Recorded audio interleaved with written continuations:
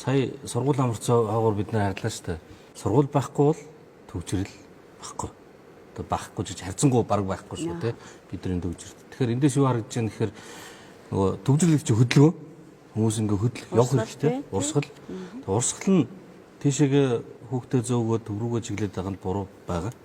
20-40 дээр бол ингээд Улаанбаатар хотын төвлөрлийг сааруулах хэд хэдэн төвүүдтэй болох дэд төвүүдтэй ингээд тэр төлөвлөлтөөрөө болдог бол түүнийгээ дагаад бизнесийн төвлөрөл нь нөгөө сургууль нь иргэндээ ойртоод тараад байрших юм бол энэ замын хөдөлгөөн ингээд багасна гэсэн үг.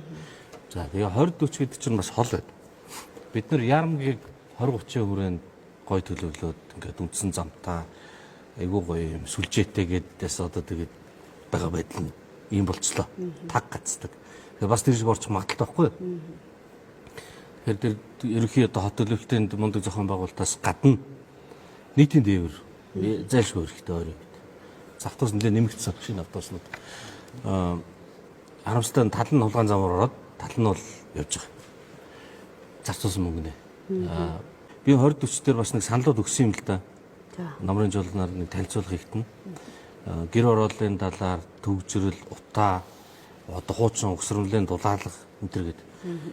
Тэгээд төвчрлийн хувьд бол нийтийн тээврийн метроны уртлын уртшугамыг ингээд одоо энэ Ярамгийн уртлын замаар ингээд төлөвлөсөн байж харагдсан. Тэгэхээр тэр зам нь анханасаа Ярамгийн тэр нэг нэмэлт гүүр байгаа шүү дээ. Нанаас 2 гүүрээр зэрэг гадагш тодгоо ирээд идэг. Тэр мөр чинь тусгай замын автобусын зориулж анх хийж исэн. Хялбархан хийдтэй, хямдхан, хурдан хийж болох юмдаа эхлээд мөнгө зараад байгаа чи.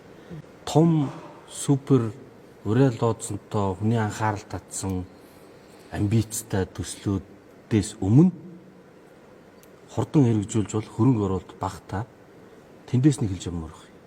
Автобусны тусгай зам. За болдог бол тэр хөнгөн трамвай, дараа нь метро ч юм те.